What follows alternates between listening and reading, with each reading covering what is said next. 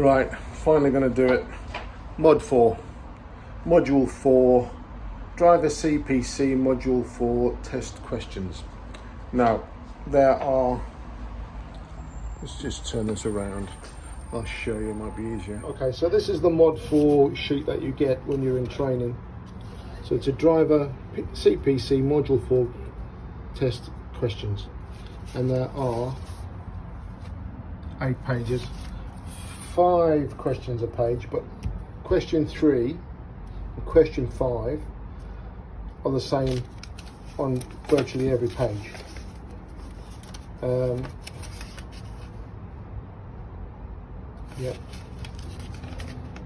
So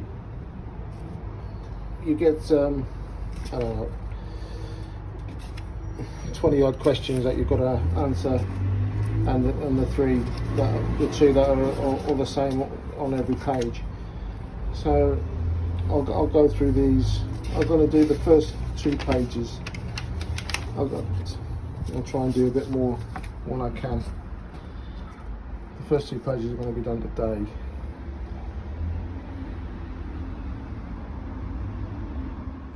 So 8 questions per page, or 3 questions per page.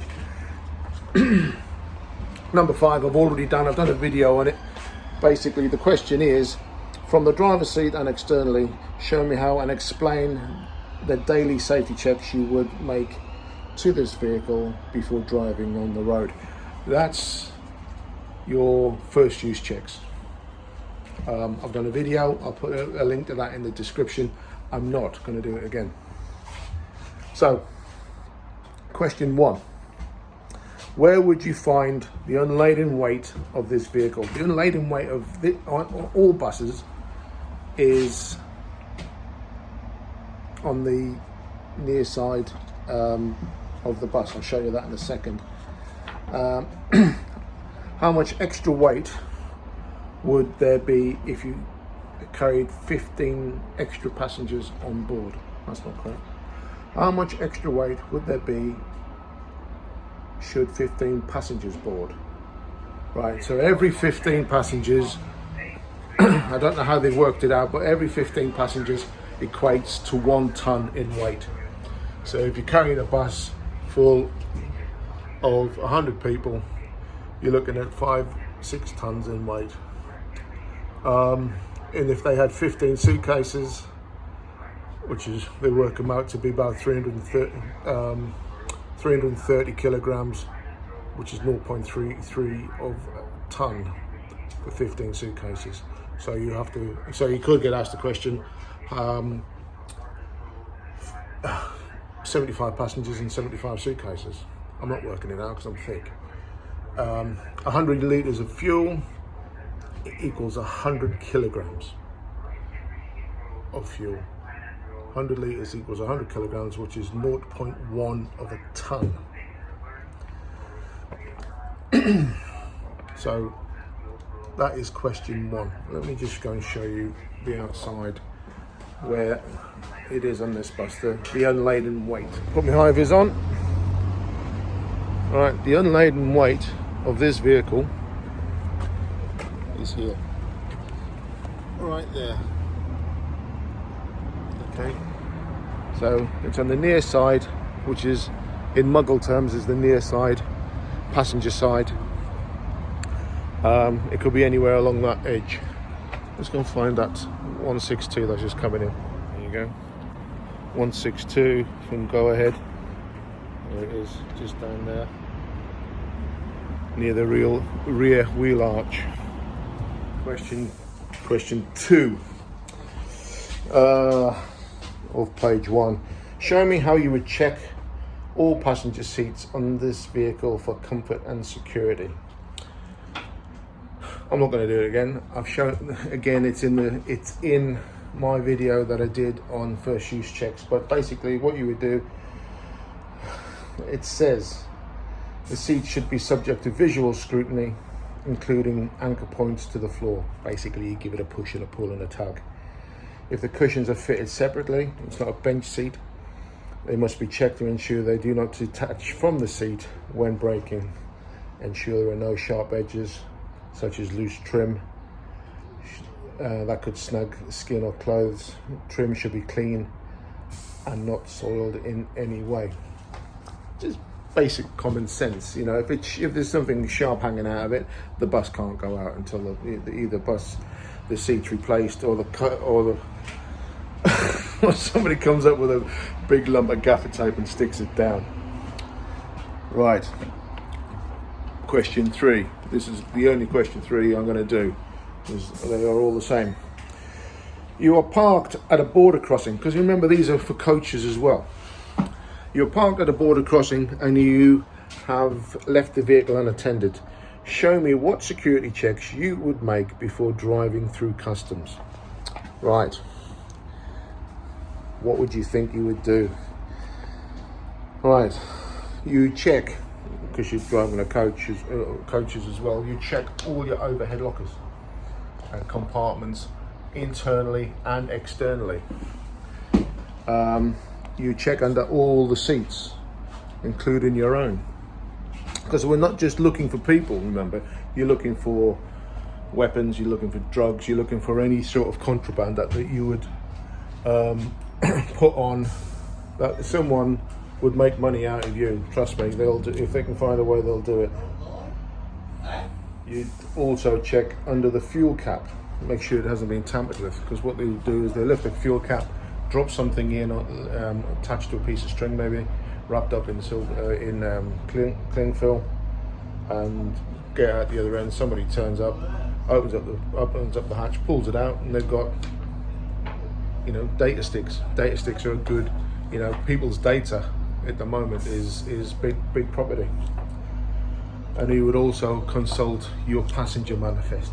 So if you have a coach or a bus where you've got 48 passengers and you've got 49, obviously you would check passports against the manifest and make sure you've got the correct number of legitimate passengers. Now, if Mr. and Mrs. Singh are sitting there and they look, and then obviously they're not Indian or whatever, you'd have to ask them to identify themselves with the correct documentation. Am I growing or are these shrinking? Righty. Number 4. You drive on a motorway. The flames appear under your bonnet. Show me how you would deal with a small electrical wiring fire. Would you identify the extinguisher you would not use in this fire? On this fire, right? You're on the motorway. What do? You're hurtling along at 45 miles an hour. That's maybe all you can do.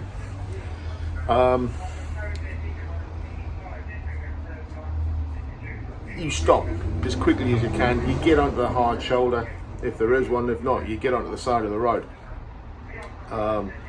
You would lead your passengers to safety to the front of the bus, not behind, because if somebody's going to hit you, let it hit the bus and not your passengers. That makes perfect sense. Make sure they're in a safe place, on the other side of the barrier if preferable. If you need to, call the emergency services. Isolate the vehicle, disconnect the electrical ply and the fuel cut-off switch. Cut-off switches on the back of all buses. Identify the fire extinguisher not to be used. The fire extinguisher not to be used in this case is water. Obviously, electrical fires. Water isn't a conductor, and then make your life a bit of misery. Okay.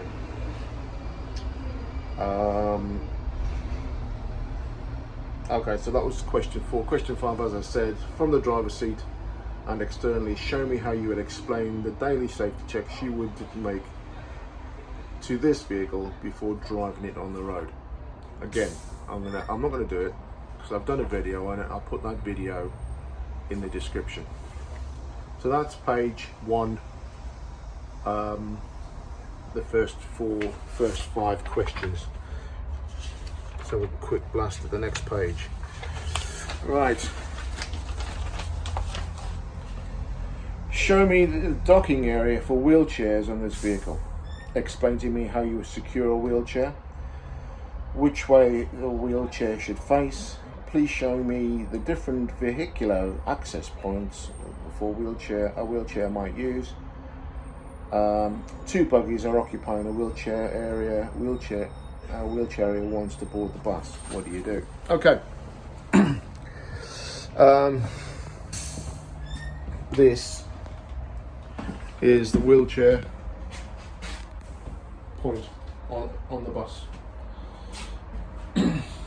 All wheelchairs must face the rear with their back against the padded seat cushion. All of their brakes must be applied, and if need be, on certain buses they have seat belts and straps that you can lock the wheelchair in place so it doesn't move. Right, what else was it? Obviously, as I said, the wheelchair to the rear. Show me how different. Right, the vehicle on this bus, the vehicle has a wheelchair ramp, which obviously is the middle doors. On some of the smaller buses with single doors, the ramp is at the front. I don't know what they are in coaches. I've never driven one. So that's the access point. Right, you've got 2 buggies. Wheelchair passenger wants to get on. Now wheelchair passenger, buggy users, they think they have priority and they don't. This is a wheelchair space, as I think I've said before. If the wheelchair wants to board, you ask the passengers to remove their children from the wheelchairs, fold up the buggies, not the wheelchairs, from the buggies, fold the buggies up, and allow access to the wheelchair. They don't like it, but that's life. If they don't ask him, I don't know what you would do. You ask him to leave the bus. You're not going to leave a wheelchair behind, because that's a serious complaint waiting to happen. So the answer is, ask the buggy user if they can fold the buggy to make space. If not, contact iBus. There's another one. Contact iBus. Inform them of the situation and ask if the bus behind can keep the wheelchair area clear. Then inform the wheelchair user that he has to take the bus behind. He isn't going to be happy. It's pissing down with rain, and Madam and her mate with their 2 double buggies ain't going to shift. So he's got to wait in the rain while the buggies are too big. The buggies these days are like juggernauts. They're too big. Okay, so that's that one. Question 1, page 2. Question 2. Show me how you would check the vehicle interior for passenger comfort and safety. Okay, so basically you check the luggage racks, grab rails, to ensure that they're fitted safely and securely. Again, you check the seats, make sure the trim's not. This is basically when you take over the bus halfway through the day, and the first use checks have already been done. Check the trim and is secure and not loose. Check for any sharp objects. Check the floor is in good condition, clean, no trip hazards and slip hazards. And check for anything that could cause slips, trips, or could soil or damage your clothing. Just basic, simple, common sense things that you could do on a daily basis. Once you start doing them, it becomes routine. Again, question 3: you and your passengers have had a comfort break just before boarding a cross-channel ferry. Show me the checks you would make to the vehicle before driving through customs. Again, overhead lockers, check your vehicle manifest and such like. I think I'll leave that there for today because I'm running out of storage on my phone again. So let's just squeeze one more in. Let's just see how much time I've got before. Right, just quickly, we'll do this last one. I've got 3 minutes to spare. You suspect a brake fault on your vehicle. Show me what checks you would carry out to make sure the compressor is working correctly. Any checks you would make to identify air leaks. Okay, so turn the engine off and pump the brakes. Empty the air tanks.